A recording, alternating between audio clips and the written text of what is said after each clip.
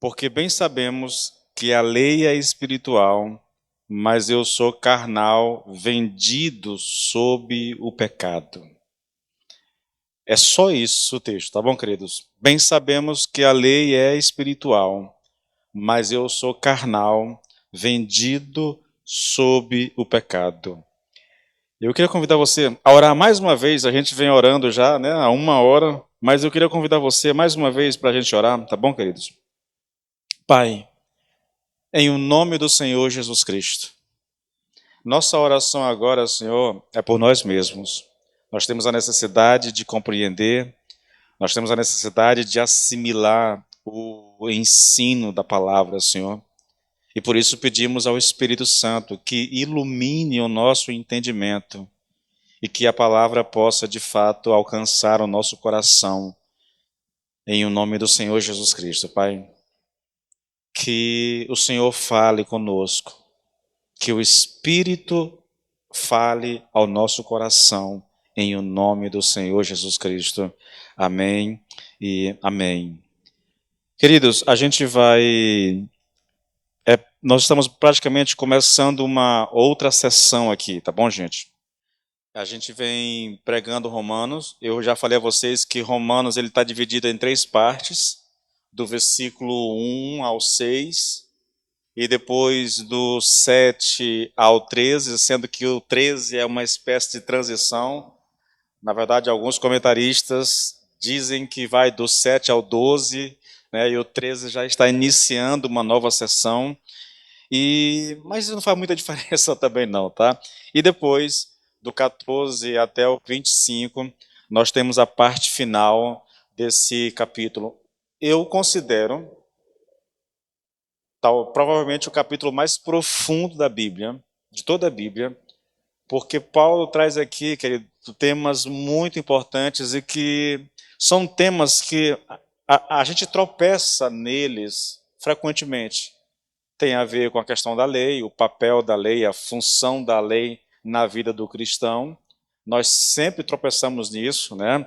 Ou exagerando para um lado ou para o outro, a gente sempre tropeça. É difícil a gente andar de maneira equilibrada em relação à lei. O outro tema muito importante é a respeito do pecado, né?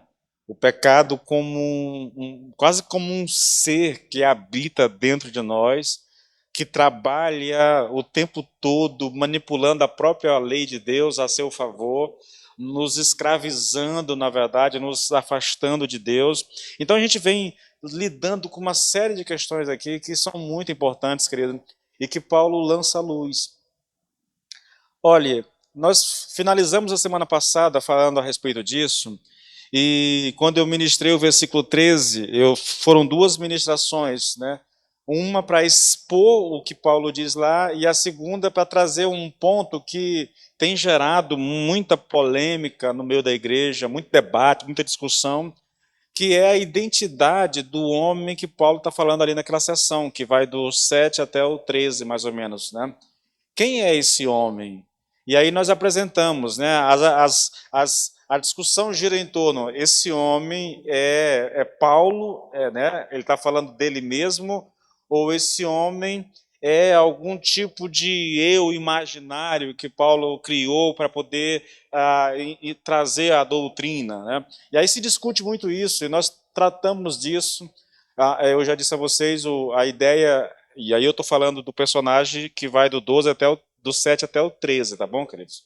Porque aqui nós entramos aqui numa outra, é o mesmo tema, é a mesma discussão, o foco é o mesmo, mas muda o personagem aqui agora, porque ali naquela sessão do 7 ao 13, todos os verbos estão praticamente no passado.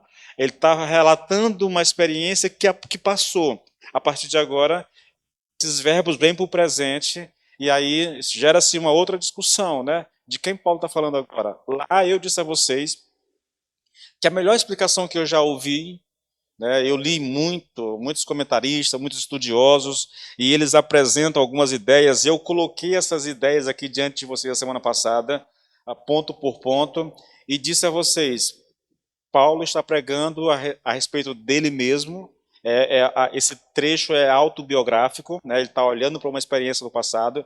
E a pergunta é, quando ocorreu a experiência que é descrita ali nesses versículos, né? Quando é que ocorreu? Bom, é Paulo falando dele de alguma experiência do passado, mas quando ocorreu? E aí, novamente, se tem algumas teorias. Veja, quando ocorreu, querido, a gente não tem a Bíblia dizendo, afirmando, aconteceu em tal época. Não. O que nós temos são suposições, e eu apresentei três a vocês, né? Uma suposição, a primeira delas, é que essa experiência de Paulo aconteceu ali quando ele ouviu a pregação de Estevão em Atos 7. Uma pregação poderosa, seguida de um testemunho muito mais poderoso ainda, porque Estevão literalmente ele imitou Jesus Cristo diante dos seus algozes, né? Ele está sendo apedrejado, quase morto, e ele levanta os olhos para o céu e diz: Senhor, perdoa-lhes porque eles não sabem o que estão fazendo. A mesma coisa que Jesus disse lá diante dos seus algozes na cruz, né? Então há um testemunho muito poderoso, e alguns acreditam que aquilo foi suficiente para gerar em Paulo, né, essa convicção de pecado. É como se ali a lei tivesse o alcançado, o mandamento tivesse pego, na verdade, né? E aí surge uma pergunta, né, se de fato ali Paulo já estava sob a convicção do pecado, como é que pode, né, ele continuar perseguindo os cristãos? Aí eu coloquei aqui algumas questões aqui que eu julguei interessante, que realmente são interessantes, né? Não vou entrar no detalhe, mas alguns dizem que foi ali que aconteceu, ali que ocorreu essa experiência. A partir dali, na verdade, entendeu? A partir dali. A outra, a outra suposição, a outra tese é de que essa experiência ela aconteceu ali com Paulo no caminho de Damasco, né? Entre a experiência no caminho de Damasco e o encontro com Ananias. Eu disse a vocês que para mim essa é mais convincente, porque quando Paulo se encontrou com Jesus, ou quando Jesus apareceu para Paulo, em nenhum momento houve uma palavra no sentido de que levasse Paulo ao arrependimento ou à conversão. Eu estou olhando para o texto aqui, eu sublinhei as palavras de Jesus, o que Jesus disse para Paulo naquela experiência. Ele disse isso: Saulo, Saulo, por que me persegues? Foi a primeira fala de Jesus para Paulo. Aí Paulo pergunta: Senhor, quem és tu? E ele diz: eu sou Jesus a quem tu persegues. Duro é para ti recalcitrar contra os aguilhões, ou dar murro em ponta de faca, né? É a segunda fala. E a terceira fala é: levanta-te, entra na cidade e lá te será dito o que te convém fazer. Foi só isso que Jesus disse naquela experiência. Agora, o que aconteceu entre essa experiência até a chegada de Ananias para ministrar sobre a vida de Paulo é onde nós situamos essa experiência. E por que isso? Porque Paulo foi um perseguidor ferrenho do evangelho, dos cristãos. Ele prendeu, ele mesmo diz, né? Ele, como é que chama? Maltratou as pessoas, levando elas a blasfemarem. Ele praticamente torturou pessoas para que elas blasfemassem o nome de Jesus, para que negassem o nome de Jesus. Ele concordou com a morte de algumas pessoas. Provavelmente ele tenha matado alguns cristãos. Tudo isso porque ele pensava que Jesus era um impostor. E agora, de repente, ele se encontra com Jesus, com o Cristo glorificado, e a ficha dele caiu. Queridos, só a eternidade para dizer o que aconteceu naqueles 3 dias com Paulo cego e sem comer, até Ananias chegar a ele para ministrar sobre ele, entendeu?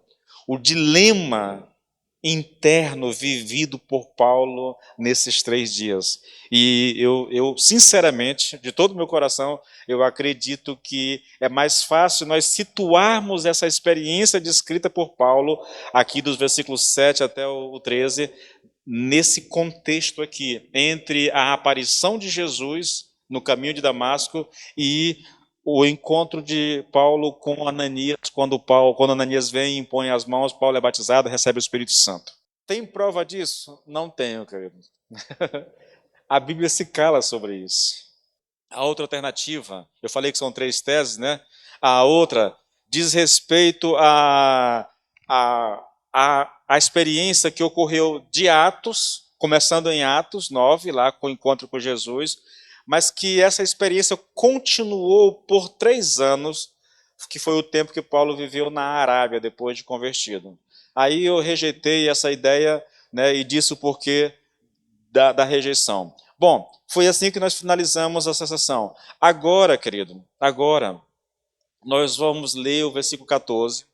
E deixa eu te dizer logo uma coisa bem aqui, tá bom? Nós não vamos começar a estudar realmente o versículo 14 agora, porque eu queria trazer algumas questões antes, questões interpretativas, que eu julgo serem muito importantes a respeito de se nós quisermos entender o texto, tá bom? Mas vamos ler o texto? Olha só. Porque bem sabemos, é interessante que aqui ele usa sabemos, né? Em todas as outras textos ele está tudo no singular e aqui ele diz sabemos. Porque bem sabemos que a lei é espiritual. Eu, todavia, sou carnal, vendido à escravidão do pecado. Ah, irmãos, essa parte, essa seção, ela é a mais conhecida, provavelmente é a seção mais conhecida de Romanos, tá?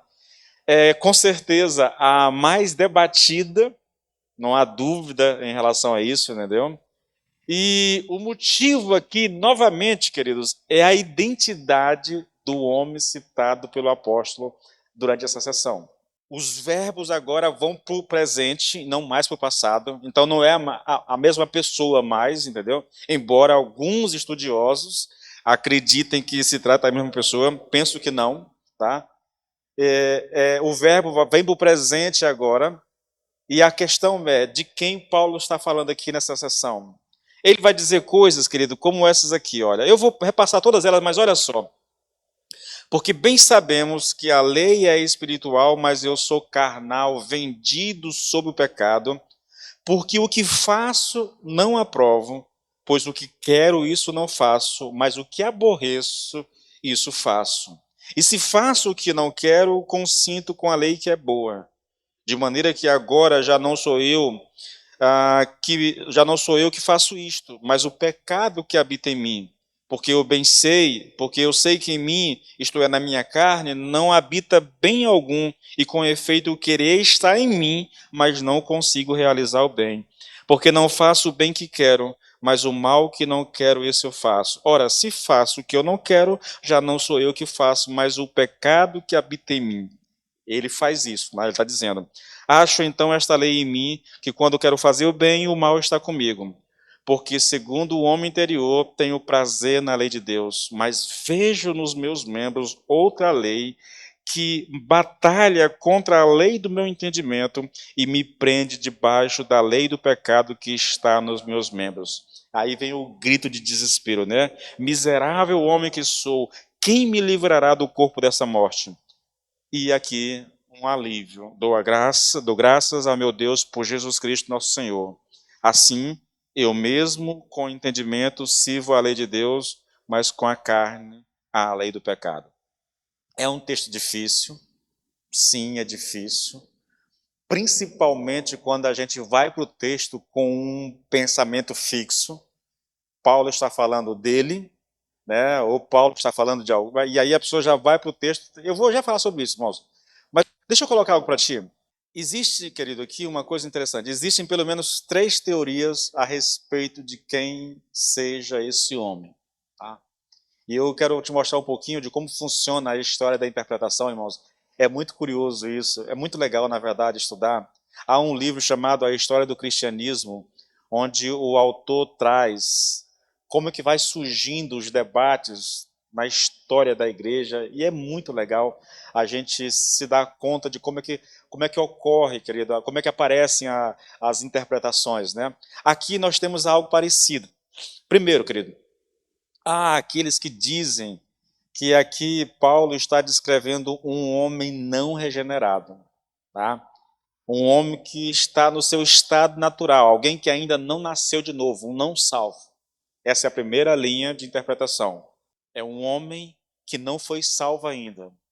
Se você ler o texto, uma leitura superficial leva a gente a pensar exatamente isso. Porque é difícil você olhar para o texto e dizer, olha, ele está falando de um crente. Né? Pelo menos para mim é estranho, na verdade. Tá? A segunda interpretação, veja, primeiro, houveram aqueles que disseram que ele está falando de um homem não regenerado, de alguém não salvo. Depois, há aqueles que dizem que o que temos aqui é uma descrição de um homem regenerado. Na verdade, querido, os autores dessa teoria, eles dizem que esse homem é o próprio apóstolo Paulo, que ele está descrevendo aqui a si próprio e a sua experiência ocorrida na mesma ocasião em que escreveu estas palavras particulares. É o Paulo cheio do Espírito Santo, é o Paulo que não tem medo da morte, na verdade, prefere a morte, porque se a morte o alcançar, ele partirá para se encontrar com o Senhor. É Paulo que se descreve dessa forma. E é o Paulo no ápice da sua vida, do seu ministério, que se descreve dessa forma. Queridos, eu juro por Deus, que eu não consigo, eu leio o texto e eu não consigo imaginar Paulo nessas palavras. Que ele esteja falando de si mesmo. Tá? E por último, há aqueles que sustentam que o homem aqui, citado por Paulo, tá? Ele é um homem regenerado, sim. Só que um homem que está vivendo os primeiros estágios da vida cristã. É alguém ainda muito imaturo, entendeu? É um, como é que ele chama alguém? É um novato na fé? Deixa eu tentar lembrar aqui a expressão que Paulo usa lá em 1 Timóteo 3. Um neófito. É alguém neófito, é alguém que está dando os primeiros passos na fé. Então nós temos essas três teorias, de que a pessoa citada é alguém que não é salvo ainda, um não regenerado. Aí outros dizem, não, é um regenerado e é um regenerado vivendo no ápice da sua vida cristã. E por último, aqueles que dizem, não, é um regenerado, mas é um regenerado que está iniciando na vida cristã. Ele ainda é imaturo. Ele ainda está vivendo os primeiros estágios da vida cristã. São essas três teorias que são apresentadas. Tá? Ele, usando uma linguagem bem interessante, né, esse regenerado aqui, novo convertido, ele é um crente carnal. Me apropriando aqui da expressão que Paulo usa lá em 1 Coríntios 3. Né? Ele é um crente carnal. Ele é um crente que ainda não foi batizado com o Espírito Santo, que ainda não recebeu a segunda bênção. Não sei se vocês estão familiarizados com esse termo, tá? Entretanto, uma vez que ele for batizado no Espírito Santo, e ele sai dessa condição e se transforma num homem espiritual. São essas as teorias. Agora, veja, querido, veja que coisa interessante. Primeiro, para os defensores dessa última teoria, tá? O que nós temos aqui na vida desse homem, e essa descrição aqui, é apenas uma espécie de estágio preliminar e temporário, né? Ou seja, isso vai passar. Ele vai amadurecer, ele vai ser cheio do Espírito Santo e ele vai sair desse nível de imaturidade, tá? E de vida quase que derrotista, porque isso aqui, eu estou descrevendo aqui um homem, veja, o próprio homem se diz assim, olha, miserável homem que sou. Então, é um homem que se vê como um miserável. Ele conhece a lei de Deus, ele sabe o que Deus quer dele, mas ele não consegue de forma alguma obedecer à lei de Deus. Ele não consegue viver à altura da vocação em que ele foi chamado. Por isso ele diz, miserável homem que sou. Bom, no que diz respeito, querido, à história da interpretação dessas três teorias, de quem é esse homem aqui citado por Paulo, nós temos aqui um desenvolvimento histórico bem interessante, e eu queria trazer isso para ti, para que você possa perceber como é que se desenvolvem as teorias. Primeiro, você percebe, há um desenvolvimento bem interessante. Primeiro, não cristão, é o primeiro nível de desenvolvimento. Depois, alguém olhando para isso, avaliando isso, bom, isso aqui é um cristão. Ele saiu daquele estágio, foi para um outro estágio. Depois, lá na frente, alguém diz, bom, isso aqui não é um não salvo, não pode ser, esse homem não pode ser salvo. Mas também ele não pode ser um salvo vivendo na plenitude da vida cristã. Ele só pode ser um salvo vivendo, dando os primeiros passos da vida cristã, nos primeiros estágios da vida cristã. Então, é assim que se desenvolve uma doutrina, queridos. É interessante isso. Olha só, nos primeiros 3 séculos da história da igreja, os primeiros 3 séculos depois de Cristo, tá? Os chamados pais da igreja, e aí se você fizer uma pesquisinha e colocar lá pais da igreja, você vai ver grandes homens de Deus, Ireneu, Tertuliano e tantos outros grandes homens de Deus. Eles defendiam que essa pessoa a quem Paulo se refere é alguém não salvo. Esses pais da igreja, queridos, foram os substitutos dos apóstolos, entende? Durante 3 séculos, esses homens comandaram a igreja, homens com muita autoridade, homens que tiveram embates terríveis para defender a fé cristã. Eles acreditavam nisso, defendiam isso. Eles não eram, esse pensamento não era um pensamento unânime entre eles, entendeu? Mas a imensa maioria dessas pessoas criam dessa forma, acreditavam dessa forma. Então, depois disso, querido, depois dos pais da igreja, surgiu uma das figuras mais emblemáticas, talvez uma das figuras mais importantes da história do cristianismo, que é Agostinho de Hipona. Eu conheço teólogos, crentes, homens de Deus, amigos meus até, na verdade, para eles é Paulo, Agostinho em segundo lugar, não tem para ninguém. Aí depois vem, sei lá, um ou outro grande homem de Deus, mas Agostinho está lá no topo, entendeu? Na verdade, eu tenho um desafio. Esse ano não, porque eu estou num desafio pessoal, né, pessoal mesmo, de ler toda a obra de Lloyd Jones em português. E agora vou ter até que repetir uma esse ano, porque eu preciso repetir, na verdade. Mas eu estou no desafio de ler tudo. Mas está na minha lista. Cidade de Deus. Parece que a Cidade de Deus é um clássico de Agostinho de Hipona, entendeu? Onde ele conta a sua história de conversão e tudo mais. É um grande homem de Deus. Ele começou por causa do histórico, né, da tradição que se impunha na igreja. Ele começou defendendo a primeira tese, a primeira teoria. Aí, com o tempo, ele mudou de opinião. Ele é o responsável por essa mudança de opinião. Ele começou defendendo esse posicionamento de que era realmente um descrente, um não crente. E aí depois ele passou a defender a ideia de que não pode ser um descrente. Essa pessoa é alguém regenerado. E aí, os motivos, eu não vou entrar aqui, querido, mas sim, tem algumas, e à medida que ele for expondo o texto, tá, eu vou colocando para vocês, olha, alguém que não é salvo não pode ter esse tipo de compreensão a respeito desse texto, do que está dizendo aqui. Só um salvo pode pensar dessa forma. Por exemplo, esse homem, ele está convicto de pecado. A pergunta que a gente faz é possível alguém que não nasceu de novo ter convicção de pecado? Essa é uma pergunta interessante, entendeu? Então, Agostinho diz, não pode ser. Esse homem é um regenerado. Esse homem é, sim, alguém que já foi salvo, entendeu? Que já foi salvo.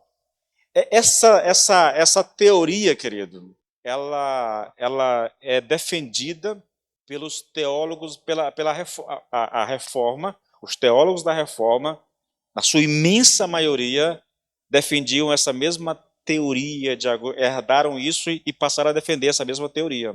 Então, olha um pensamento interessante. Os teólogos reformados, na sua imensa maioria, ainda hoje, acreditam que aqui Paulo esteja falando dele mesmo e dele mesmo enquanto está escrevendo a carta.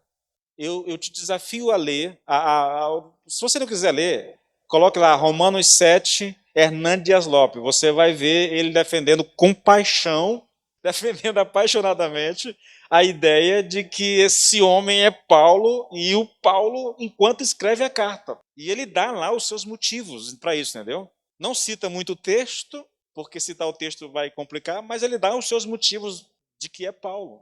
De que um homem, mesmo vivendo na plenitude do Espírito Santo, ele pode se ver como um miserável. Na verdade, ele chega a dizer o seguinte, né? E engraçado, porque eu acho que é tirar essa coisa de um contexto. Porque eu disse a vocês o seguinte, quanto mais perto de Deus, mais consciência nós temos de quem nós somos.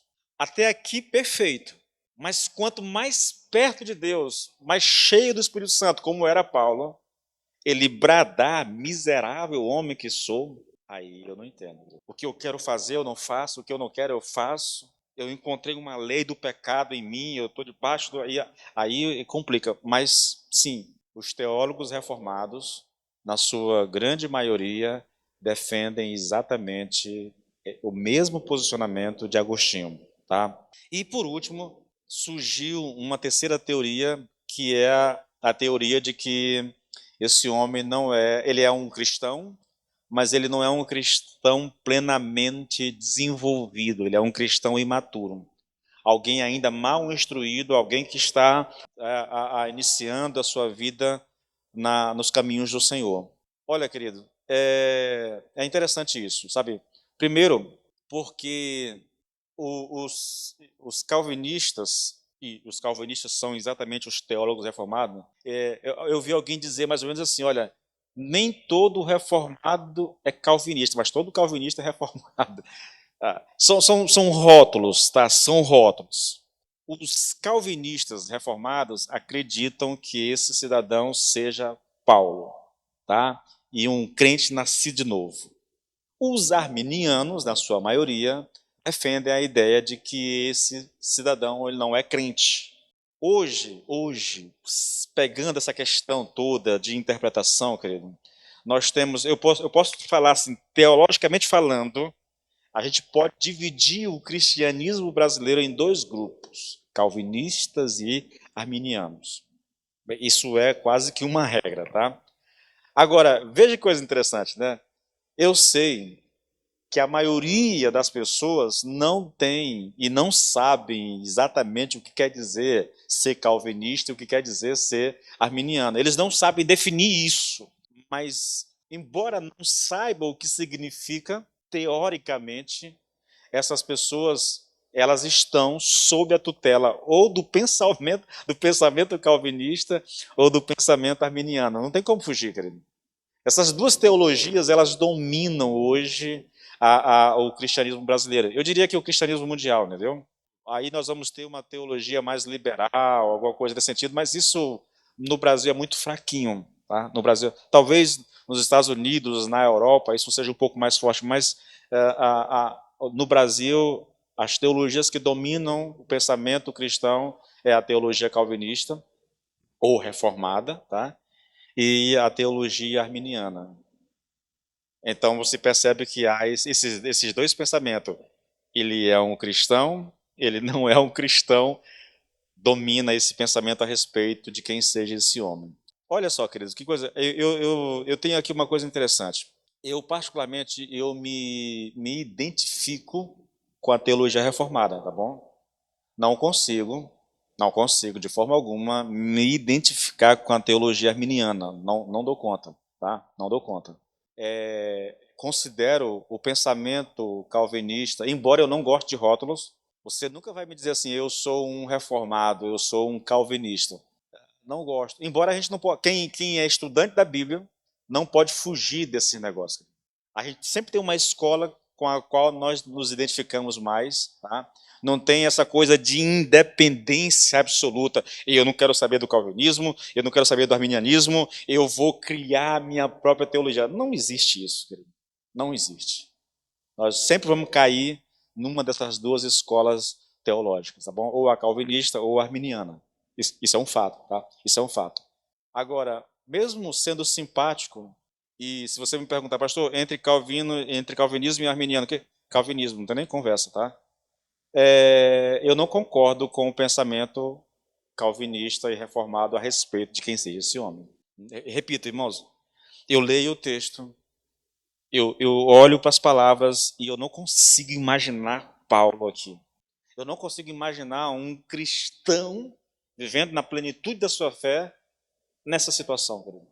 Não, não dá, irmãos, não dá. Eu sei, eu tenho consciência que um cristão tem fraquezas, eu tenho consciência que nós não conseguiríamos, nós não vamos conseguir obedecer à lei na sua plenitude, que a gente vai falhar com a lei, mas entre falhar com a lei, querido, e viver essa situação descrita aqui, você quer ver uma coisa? Vamos aqui, vamos fazer o seguinte, esse texto é difícil de ser interpretado e tudo que eu estou colocando aqui frisa isso aqui, tá bom? Ressalta a dificuldade de interpretação. Agora, como é que a gente vai abordar, querido? Nós temos duas alternativas ou duas possibilidades de abordar um texto como esse. Primeiro, né, muita gente faz isso, querido. Eu tenho lido comentários e eu vejo isso o tempo todo. Muitas pessoas fazem isso. O que elas fazem? Elas apresentam a interpretação que lhes parece ser a mais certa, né? Eles defendem o posicionamento A. Então, eles vão para o texto tentar usar o texto para provar a ideia que eles têm. Essa é uma alternativa de você ir para o texto. Eu tenho três teorias. Eu defendo a terceira. Então, eu vou pegar o texto agora e vou fazer o texto provar que eu estou certo. Essa é uma forma de abordar o texto. A segunda, e aí eu cito agora Lloyd Jones, vou fazer duas citações dele que eu acho muito importantes. Primeira, ele diz o seguinte: a outra alternativa seria examinar as declarações particulares como se não tivéssemos nenhuma opinião a respeito da sessão em geral, tentando descobrir o que cada declaração diz e então, tendo chegado ao que nos pareça ser o sentido de cada parte particular, de cada detalhe, né, do texto, juntarmos tudo e procurarmos chegar a uma conclusão. Vai ser esse o nosso procedimento aqui. Nós vamos olhar o texto parte por parte, expressão por expressão, para poder criar e chegar a uma conclusão, tá bom? Aí, sim, aí novamente citando ele, Lloyd Jones diz uma coisa interessante. Ele diz, quando eu li isso aqui, eu trouxe a citação porque eu quero fazer um nexo disso aqui com o que acontece hoje no Brasil, tá bom? Mas a citação dele é a respeito do texto, é a respeito de Romanos 7 aqui, o versículo 14. Ele diz assim, olha, é sempre certo dar atenção às evidências antes de apresentar um veredito. É mentalmente muito pobre o juiz que parte do seu veredito e depois passa a rejeitar tudo quanto se lhe oponha, em vez de ouvir primeiro todos os argumentos, dando a cada um deles seu pleno valor.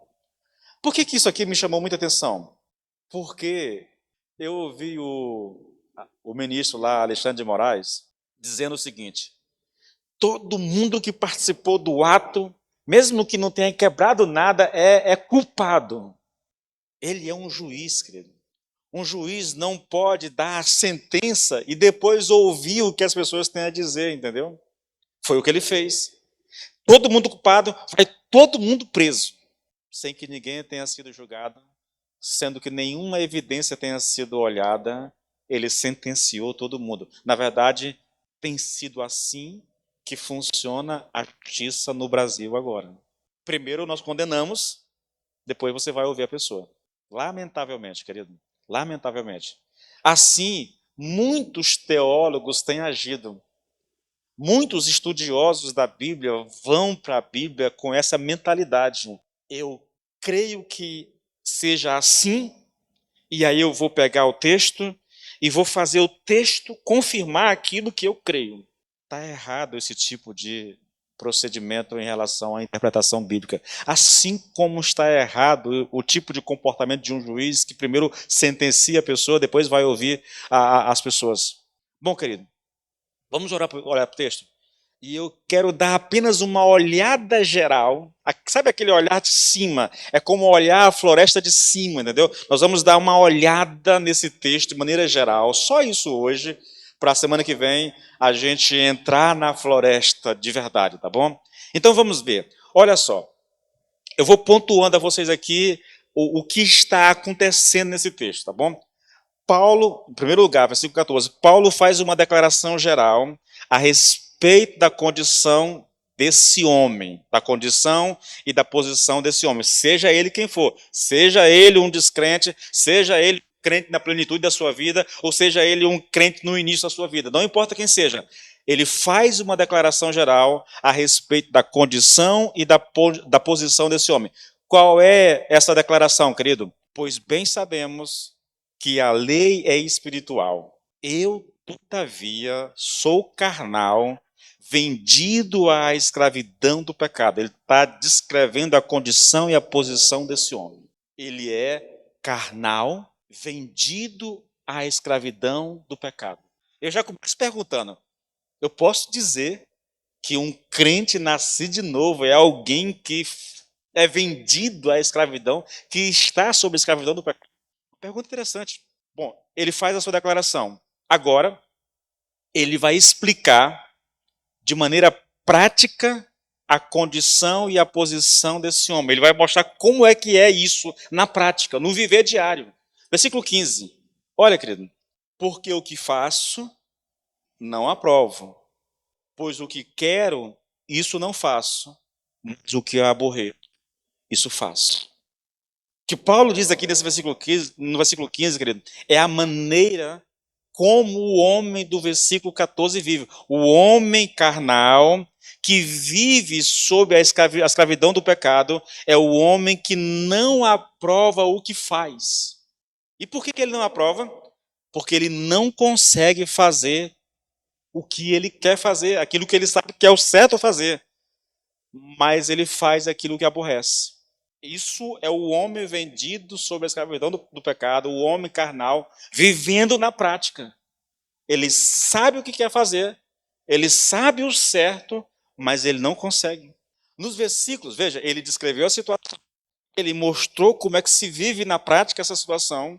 Agora, nos versículos 16 e 17, Paulo faz duas deduções a respeito da condição desse homem. Descreveu o homem, disse como é que funciona isso na prática, agora ele tira deduções. A primeira dedução que ele faz é interessante, querido. Versículo 16. E se faço o que não quero, consinto com a lei que é boa. Eu queria chamar sua atenção, eu não vou entrar no texto agora não, mas eu queria chamar sua atenção para algo interessante. Paulo não esqueceu a lei, querido.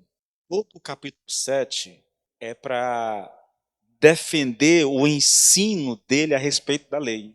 Porque as pessoas não entenderam a mensagem de Paulo a respeito da lei, eles interpretaram mal e chegaram a conclusões totalmente equivocadas, a ponto de dizer que a lei não tinha nenhuma utilidade, ou mesmo, como está lá no versículo 7, né? Quer dizer que a lei é pecado? Por causa da compreensão totalmente equivocada a respeito da mensagem de Paulo sobre a lei, né? Eles lançaram mão de argumentos assim quase que... E aí Paulo escreve todo um capítulo para defender a lei, para defender a mensagem que ele prega. Tudo que nós temos estudado até agora, querido, é uma defesa que Paulo está fazendo da lei. A primeira dedução, se eu faço o que não quero, consinto que a lei é boa. O problema não é a lei, o problema sou eu, está dizendo Paulo. O problema não é a lei, o problema é o pecado. A lei é boa. Ele já disse, né? O mandamento é santo, o mandamento é bom e o mandamento é justo. A lei é boa. O problema não é a lei. Agora, a segunda dedução é mais interessante. Aí tem a ver com o que está colocando aqui. De maneira que agora já não sou eu que faço isto, mas o pecado. A lei é boa, o problema não é a lei, o problema é o pecado. Não sou eu que estou fazendo isso. Lembra da descrição do homem? Eu sou carnal, vendido sobre a escravidão do pecado. Na prática, isso significa que eu não consigo fazer o que eu quero fazer. Mas aquilo que eu não quero fazer, isso eu faço. E por que é assim? Por causa da lei? Não, não é por causa da lei. É por causa do pecado que habita em mim. O problema todo é o pecado que habita em mim. Queridos, assim, eu queria aprender a argumentar dessa forma, entendeu? Eu queria ter um entendimento assim tão nítido, tão claro assim. Agora, nos versículos 18 a 20, nós temos uma explicação completa do que ele diz no versículo 17. Ele vai explicar. O que foi que ele disse? De maneira que agora já não sou eu que faço, mas o pecado que habita em mim. O que ele quer dizer com isso? Paulo vai explicar. Versículo 18, então.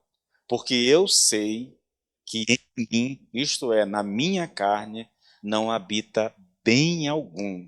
E com efeito, o querer está em mim, mas não consigo realizar o bem.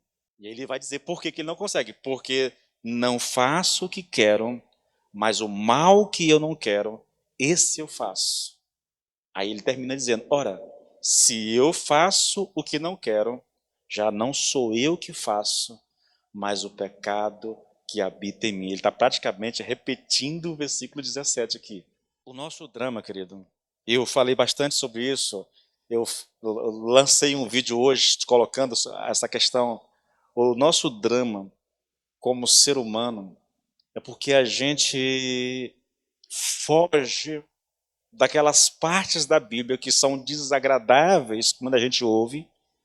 E são desagradáveis porque põe o dedo na nossa ferida, entendeu? E expõe o nosso coração.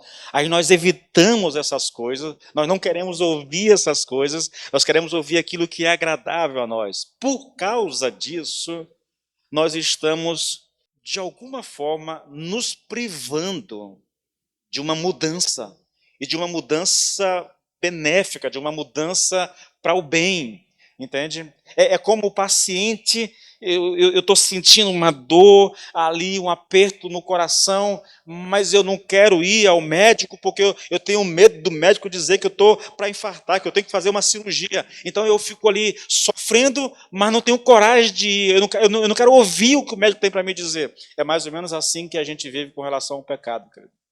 Eu sei que se eu for para a Bíblia, Deus vai expor o meu coração. Então eu sou como a geração que Paulo descreve, a geração dos últimos dias. Eu sou aquela geração que tem comichão nos ouvidos. Eu vou selecionar os pregadores que eu quero ouvir. Aquele que tem uma mensagem negativa, uma mensagem que fala de pecado, que aponta os meus erros, isso aí eu vou riscar da minha agenda e eu vou procurar aqueles pregadores que dizem o que eu quero ouvir. Paulo diz, querido, que nos últimos dias as pessoas teriam como que comichões nos ouvidos. E elas iriam atrás dos pregadores que diriam a elas o que elas querem ouvir. Nós vivemos esse tempo. Nós somos essa geração. E a abundância de pregadores hoje nas redes sociais, as igrejas espalhadas por tudo canto é canto, em toda a cidade, todo canto, em todo bairro, toda rua tem uma igreja. Então essa abundância de igreja faz com que as pessoas fiquem escolhendo onde elas vão ficar, querido.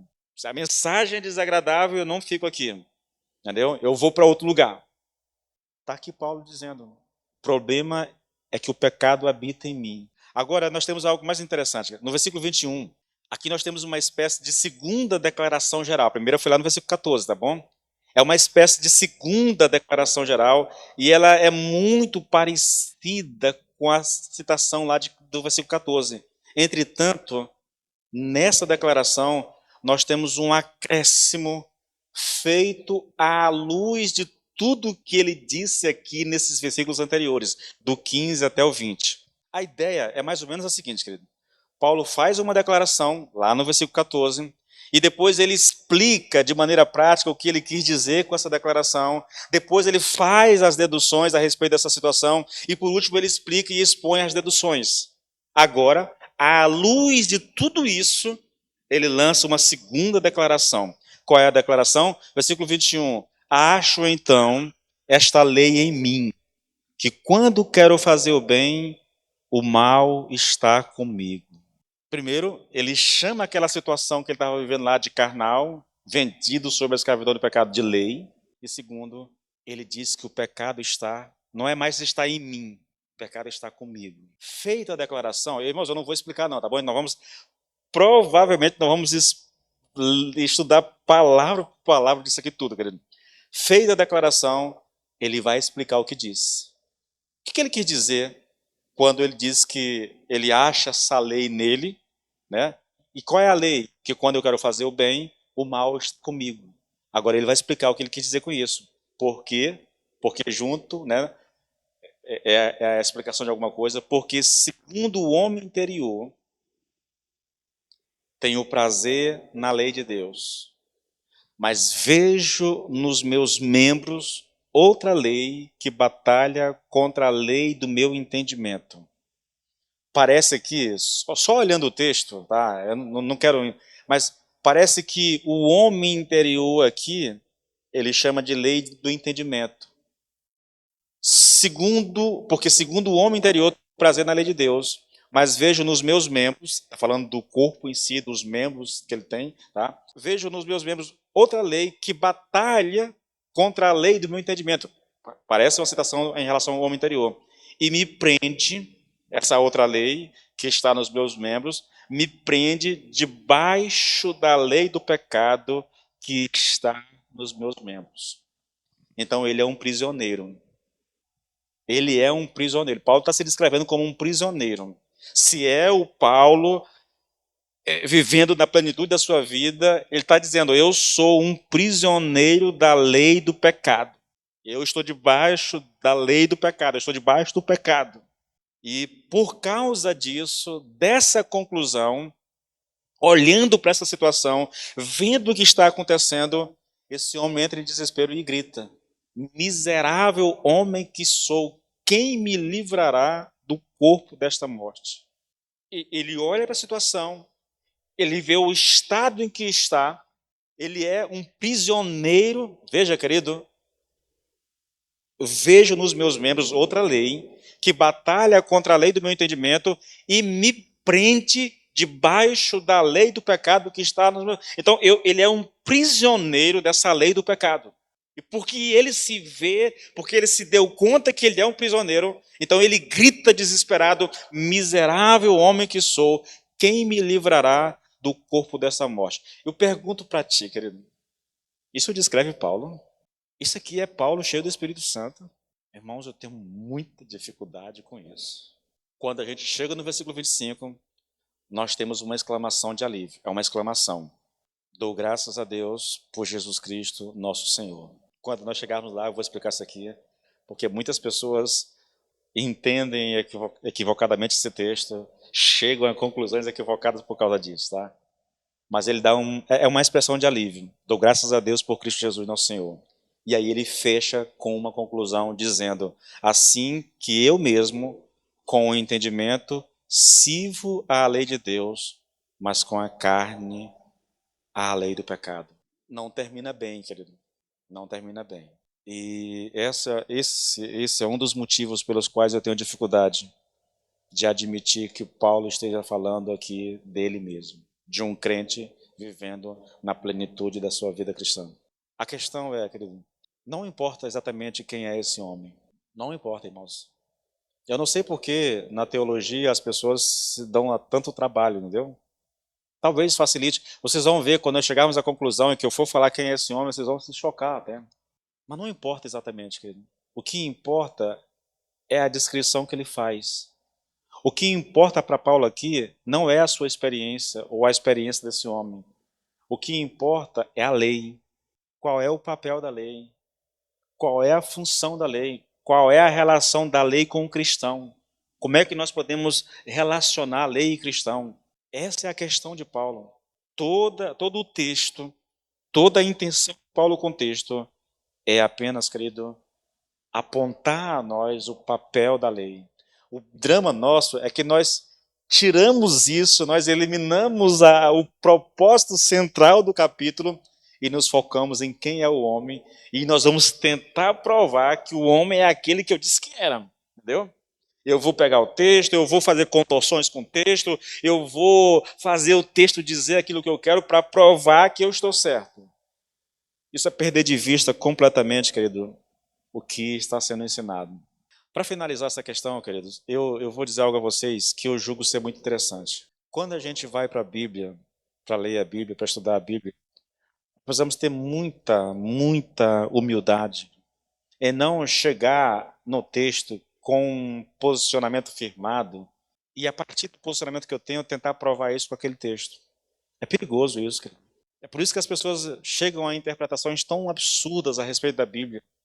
Você quer ver uma coisa interessante? É um testemunho, na verdade. Eu sempre tive muita dificuldade com o texto de João, onde ele diz assim, que o Espírito convencerá o homem do pecado, da justiça e do juízo. Aí ele diz, do pecado porque não crê em mim, da justiça porque Jesus morreu, foi para o céu. Irmãos, engraçado, até antes de ontem, eu tinha um entendimento, mas eu não conseguia justificar o entendimento a respeito desse texto. Porque o texto diz que o Espírito convencerá o homem do pecado, da justiça e do juízo. Antes de ontem, eu comecei a ler um texto e o autor disse que a palavra usada por Jesus ali não significa convencer, significa julgar. O Espírito julgará o mundo por causa do seu pecado. Tá? Aquilo me causou um choque tão grande. Porque quando eu oro por uma pessoa que não é convertida, eu digo, o Espírito convence fulano do pecado, da justiça e do juízo. E aí eu digo, mas rapaz, não é possível. Aí eu peguei, na mesma hora, peguei o meu tablet, está aqui, né? Eu tenho uma Bíblia aqui com um dicionário de grego já embutido. E eu cliquei na palavra convencerá, irmãos. E sabe qual foi o significado que apareceu lá? Julgará. E eu digo, não é possível. Mais de 25 anos que eu leio esse texto de uma forma e agora eu descubro que ele não significa isso. E aí o autor passa a explicar detalhadamente, minuciosamente, ainda que a explicação seja difícil, tá bom? Mas minuciosamente o que ele está afirmando. Pela primeira vez na vida, o texto passou a fazer sentido, porque eu não conseguia explicar aquele texto. Eu tinha me dado satisfeito pelo entendimento que eu tinha, embora eu não conseguisse explicar o texto. Agora eu vou ter que voltar àquela leitura, vou ter que mastigar aquele negócio ali direitinho, olhar todas as referências, mas, querido, faz muito mais sentido. Muito mais sentido. Então, a gente tem que ter muito cuidado, irmãos, com relação a essa questão. Olha, nós não podemos ser pessoas tão inflexíveis a ponto de não ter a nossa mente aberta para a possibilidade de termos um entendimento errado a respeito de algumas passagens da Bíblia. Senão, irmãos, a gente fica um trem meio doido, sabe? Um negócio meio esquisito. Nós vamos comprar briga com as pessoas porque a gente não se abre para uma alternativa. Novamente, o que eu tinha que fazer? Eu tenho que olhar as evidências. Eu tenho que olhar as evidências. Tentar entender o texto. Olhar as expressões. Olhar o contexto. Olhar os escritos de Paulo em outros lugares. Para ver o que ele está dizendo. Vocês vão perceber isso semana que vem, quando eu começar a expor o texto, com a palavra carnal aqui. O uso que Paulo faz da palavra carnal. Tem dois sentidos. Tá? Um sentido de uma pessoa não nascida de novo, isso é claro. Quase toda vez que essa palavra aparece, ela tem esse sentido. E um segundo sentido é o que está lá em 1 Coríntios 3. Carnal lá é o crente que, embora tenha nascido de novo e tenha o Espírito Santo, está vivendo como se fosse um homem do mundo, um imaturo. São esses únicos dois sentidos que nós temos para a palavra carnal. E Paulo está dizendo aqui que esse homem, ele se vê como alguém carnal. Eu sou carnal, vendido sob a escravidão do pecado.